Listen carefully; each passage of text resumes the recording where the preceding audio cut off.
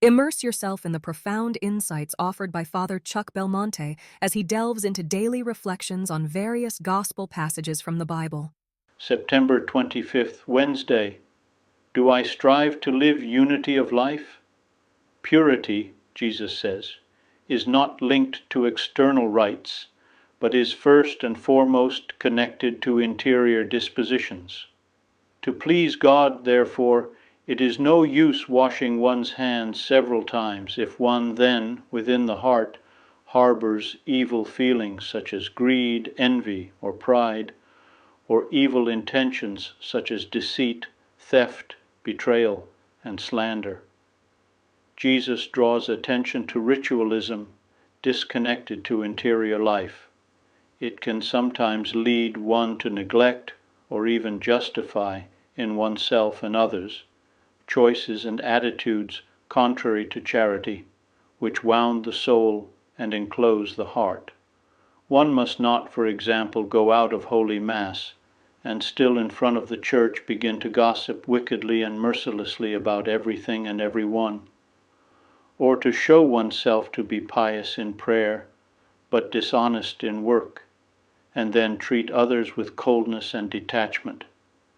This is a double life. One cannot do this, and this is what the Pharisees did. In acting in this way, the relationship with God is reduced to external gestures, and that person remains impervious to the purifying action of His grace, indulging in thoughts, messages, and behavior without love. We are made for something else. We do not lead a double life, but a unity of life, which is simple and strong and in which all our actions are united. When we respond generously to this spirit, we acquire a second nature. Without realizing it, we think of our Lord all day long, and we feel an impulse to put God into everything, for without Him nothing would have any attraction.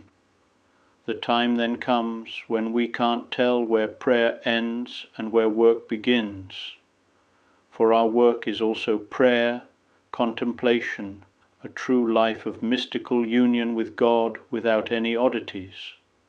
This is good divinization. The sincerity of our devotion must lead us to work and fulfill our daily duties cheerfully, even if they are hard. There should be a close union between the supernatural inner reality and our outward human undertakings. Work and piety are intimately united as two aspects of one and the same reality.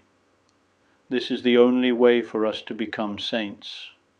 Without work, interior life cannot be sustained, and if we lacked piety or were not continually attentive to our Lord, neither talent nor knowledge, no effort whatsoever would suffice, for our Lord would leave us.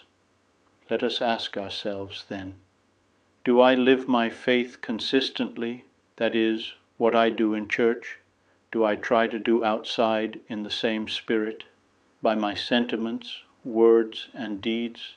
Do I accomplish what I decide in prayer? Let us think about this. May Mary, Mother, be most pure and help us to make our lives a unified worship pleasing to God. I would be delighted to extend an invitation to you once again tomorrow for another insightful reflection on the Gospel by Father Belmonte.